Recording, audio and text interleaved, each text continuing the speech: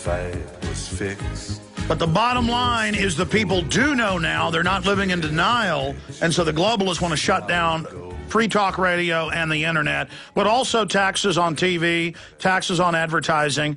It's the government, state-owned, controlled, lapdog media.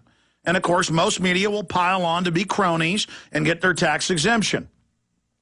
But after they're done taking over the media, they'll then take the tax exemption away. I know. Have you noticed they're now announcing they're getting rid of many tax exemptions for churches and other organizations? After they got you domesticated, you don't get the tax exemption. It's illegal. It's unlawful.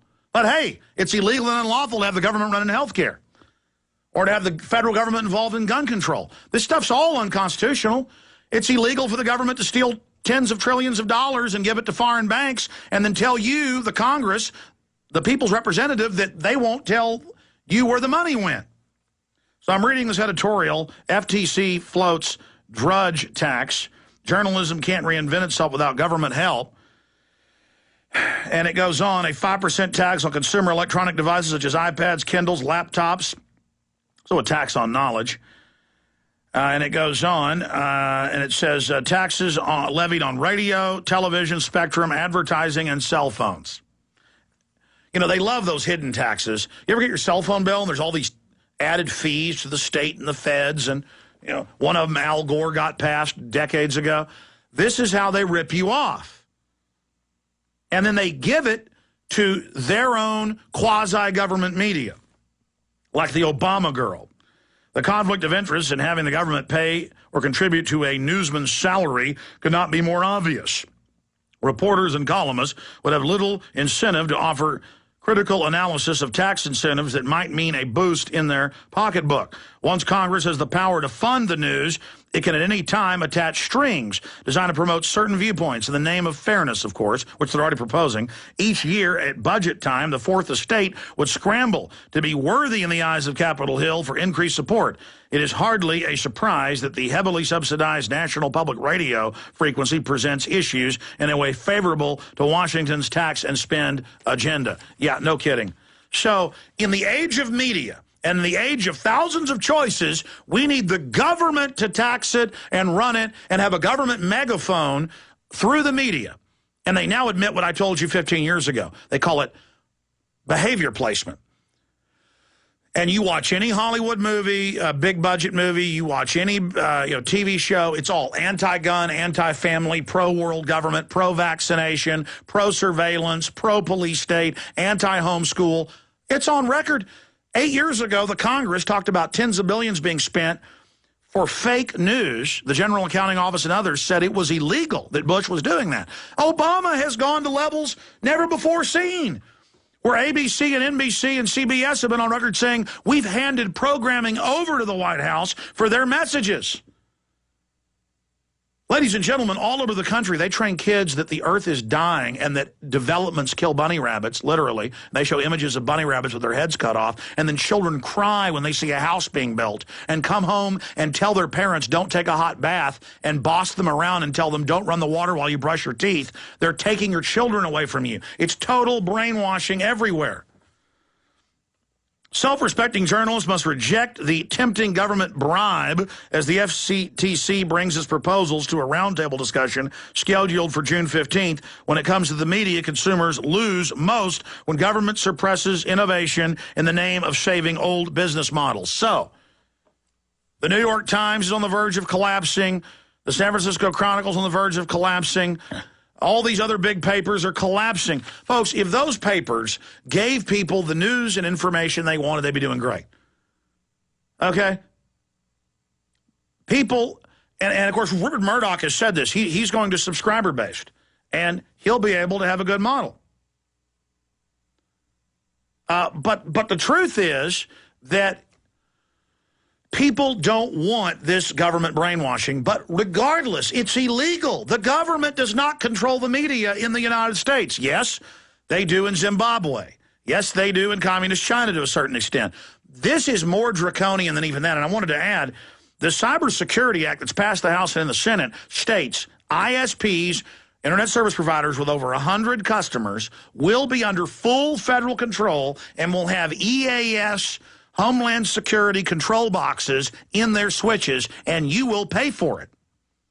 Now, for those that don't know, in '96, all radio stations went from dialing to a central emergency channel to having at their tower and at their final relay center, everything wired through a FEMA control box. The internet, every sector of the web, and by the way, China already has something similar and it slows it down big time. That's another problem. That's what Congress has raised. It's the problem that it's going to screw it up. That anyone with an IT job must have a government certification and pay to go get an additional at least 12 months of continuing education and be licensed as a federal agent. Just like CPAs. I can't hire a CPA. I mean, I still pay the tax. I choose my enemies. We didn't have it until 1913. It's a tax to offshore banks, just like what Greece is paying is to offshore banks. Yes, we've been captured. Yes, it's illegal. Yes, I shouldn't be doing it. But I run a pretty big operation, and I choose my battles, and I know they're the mafia. They'll come after me. But still, I go into CPAs, and I say, I want my tax exemptions it says I get. And every CPA says, I'm sorry, for 4 years, we're now under federal control, and we're liable for anything, so we give them extra money. I mean, just everything is about serving and worshiping and paying more than you're even supposed to. And so that's the new system. Just everyone a federal officer, everyone under federal control, everyone forced to sign articles of confederation agreeing, waiving your rights.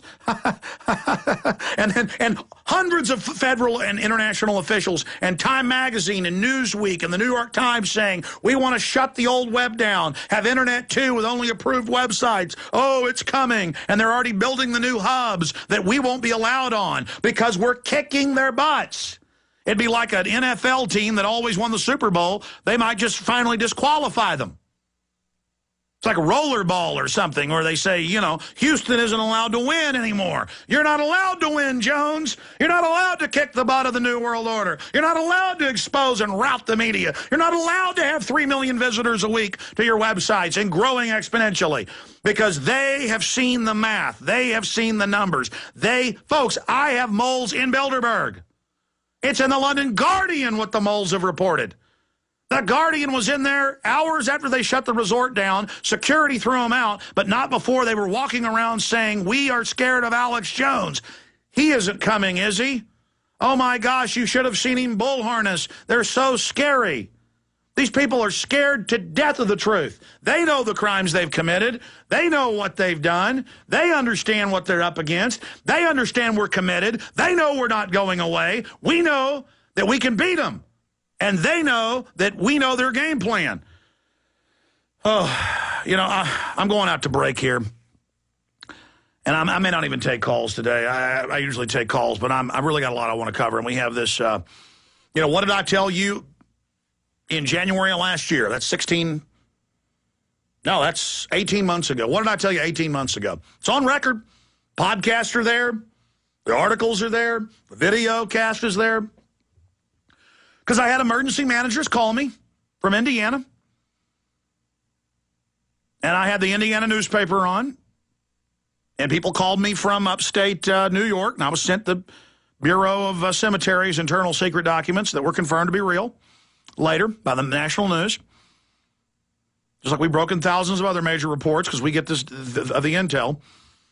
And the government said flu is coming, millions will die, there will be martial law. So in January, 3 months before the flu hype started in Mexico, I went on air and said they're going to launch some type of flu hype and they're training for martial law. I don't know if this is going to be real or not. I don't know if there'll be really a deadly flu, but they're gearing up like never before, and law enforcement and emergency managers are concerned. They're saying harden your police stations, get ready for martial law. Then the flu hype came. Then we analyzed the attack and said it was a fake fraud to get you to take the shots and that the shots were deadly. Now, the head of the EU Medical Commission came on this show and said their hearing found it was a fraud. Now, the British Medical Journal has come out and said it's a fraud. That's coming up in the next hour for 30 minutes, and then we'll get to, I guess, Francesco, Jeff, Eddie, and many others that are patiently holding.